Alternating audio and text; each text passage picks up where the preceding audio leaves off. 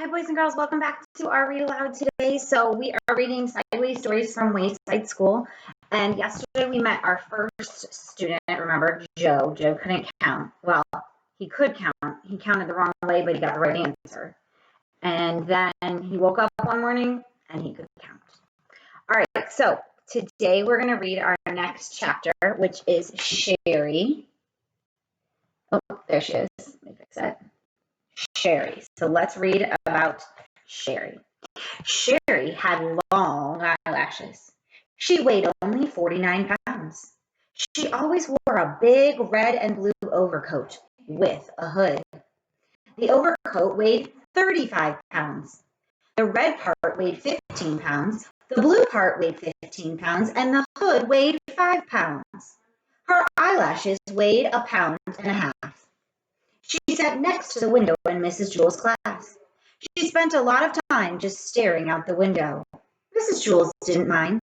Mrs. Jewell said that a lot of people learn best when they stare out a window. Sherry often fell asleep in class.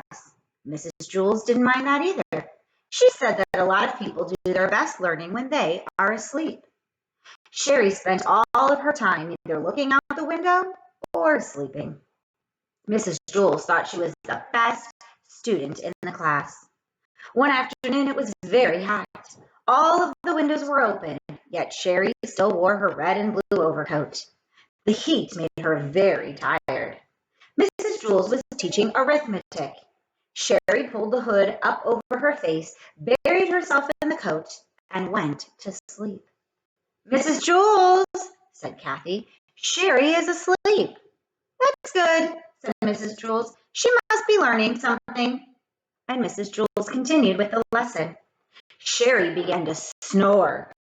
"Mrs. Jewell, Sherry is snoring," said Kathy. "Yes, I can hear her," said Mrs. Jewell. "She must be learning an awful lot today. I wish the rest of you could be like her." Sherry began to toss and turn. She flopped over on top of her desk and then rolled over on top of Kathy's desk. Then she rolled back the other way. Kathy screamed. Sherry rolled out the window. She was still sound asleep. As you know, Mrs. Jewell's class was on the 30th story of Wayside School, so Sherry had a long way to go. After she had fallen 10 stories, Sherry woke up. She looked around. She was confused. She wasn't in Mrs. Jewell's class, and she wasn't at home in bed. She couldn't figure out where she was. She yawned, pulled the hood back over her eyes, and went to sleep. By that time, she had fallen another 10 stories. Wayside School had an exceptionally large playground. Remember, it was tall instead of wide. Lewis, the art teacher, was way over on the other side of it when he happened to see Sherry fall out the window.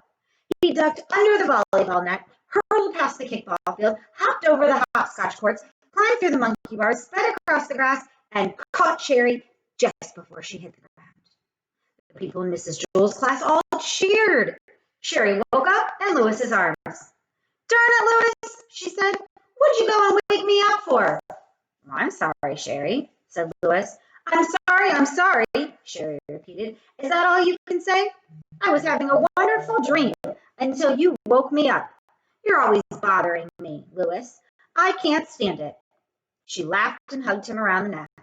Lewis carried her back up 30 flights of stairs to Mrs. Jewell's room.